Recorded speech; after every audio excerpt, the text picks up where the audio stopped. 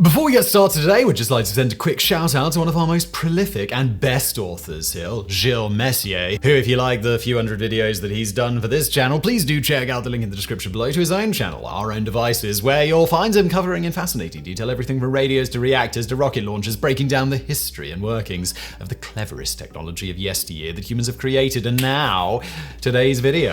Superglue. Along with duct tape and WD-40, it is an essential component of any toolkit, perfect for repairing everything from a chipped coffee mug to a cracked fingernail to that beloved toy the kids played with a little too roughly. Just dab a little bit of the sticky stuff on, wait a few seconds, and boom! The two parts are instantly bonded together.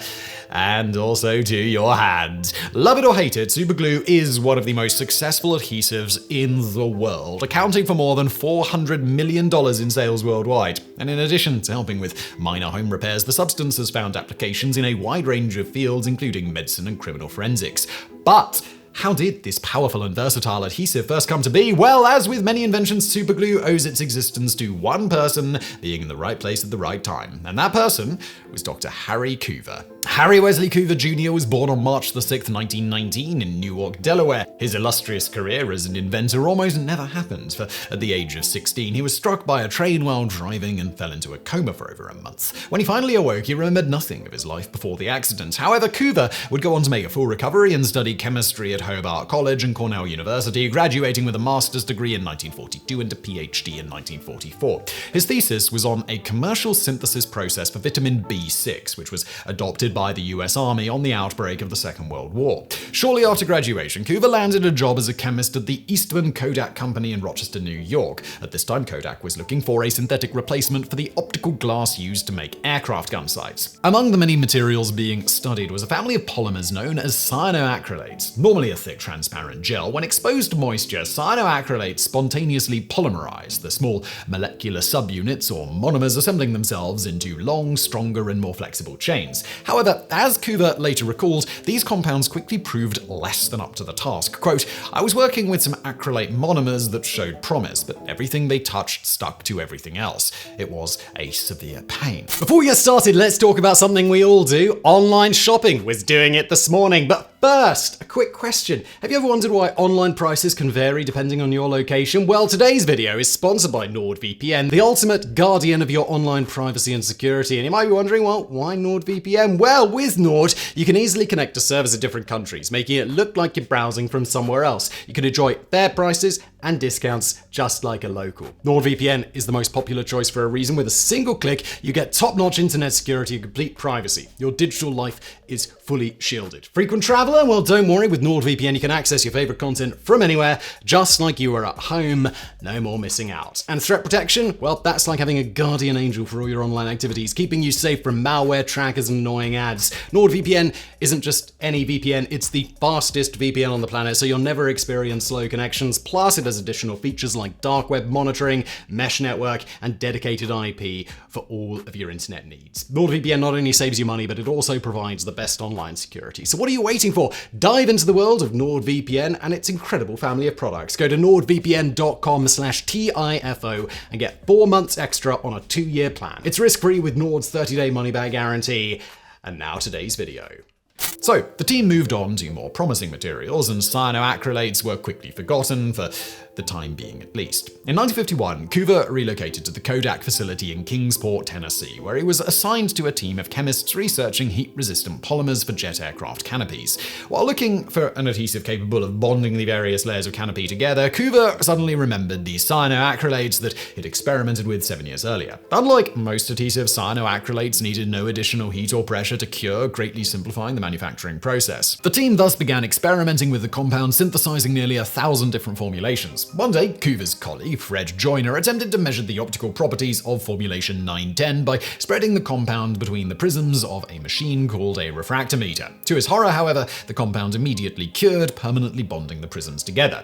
As one of his colleagues later recalled, he ruined the machine. Back in the 50s, they cost like $3,000, which was huge. For reference here, that would be about $40,000 today. But thankfully, Joyner was not reprimanded for this mishap. Instead, he and Coover, immediately realizing the enormous potential of cyanoacrylate adhesives, filed for and were awarded US patent number 2768109 for alcohol-catalyzed cyanoacrylate adhesive composition/superglue, and began refining the product for commercialization. The product first appeared on store shelves in 1958 under the name Eastman 910. However, the company later coined the enduring name superglue. The formula was also licensed to the Loctite Corporation of Rocky Hill, Connecticut, who sold it under the name Loctite Kwikset 404 and later Superbonder. On January 15, 1959, Harry Coover appeared on the popular television show I've Got a Secret to promote his new invention.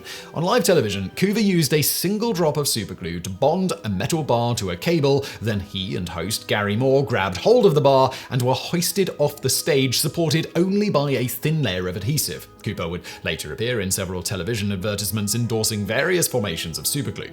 From these humble beginnings, superglue spread quickly around the world, reaching all 7 continents by the 1970s. In addition to assisting ordinary people making minor household repairs and model makers stick their projects together, superglue has also found applications in some sometimes unexpected fields. Rock climbers and guitar players use it to toughen their fingers or to fix minor cuts and scrapes. Veterinarians use it to mend broken turtle shells, while in forensic science, cyanoacrylate vapor is used to reveal latent fingerprints, the oils, water, and other residues in the fingerprint causing the vapor to polymerize into an easily photographed white crust. Superglue can even be used to light a fire in a survival situation. When dropped onto a cotton ball or other kind of fine natural fiber, superglue undergoes an exothermic reaction powerful enough to ignite the cotton. But the application which Harry Coover was most proud of was in the field of medicine. One day, in the early 1960s, Coover watched as his son tried to cut open a tube of superglue while building a model airplane. The knife slipped, cutting his son's finger, only for a drop of glue to spill from the tube and immediately seal the wound. Immediately recognizing the tissue bonding potential of superglue, Coover set about developing a formula that could be used to quickly staunch major bleeding in an emergency. This research soon caught the attention of the US Army, then embroiled in the Vietnam War. To quote, "During the Vietnam War, one of the generals came to us and said, 'I want this for us out there on the battlefield. When the medics go out on the battlefield, a guy's got a big hole in his belly or someplace bleeding, and he takes this and just sprays it, and that instantaneously stops the bleeding.' The biggest problem they had was stopping the bleeding so they could get the patient back to the hospital, and the consequence was many of them bled to death. So the medics used the spray, stopped the bleeding, and were able to get the wounded back to the hospital. This was very powerful. That's something I'm very proud of, the number of lives that was saved." End quote. Despite the success, however, superglue, as originally formulated, was not ideally suited for medical use. Not only does the curing process produce large amounts of heat that can inflict serious burns, but it also releases formaldehyde, which can irritate the skin, eyes, and respiratory tract. For this reason, in 1988, a much less irritating derivative called 2-octyl cyanoacrylate was developed and approved by the FDA and is now sold under various brand names including Dermabond and Traumaseal. Indeed, in many clinics around the world, medical-grade superglue is now widely used in place of stitches for more minor wounds. Given the astounding versatility and utility of his invention, it is safe to assume that Harry Coover became a very wealthy man. Right?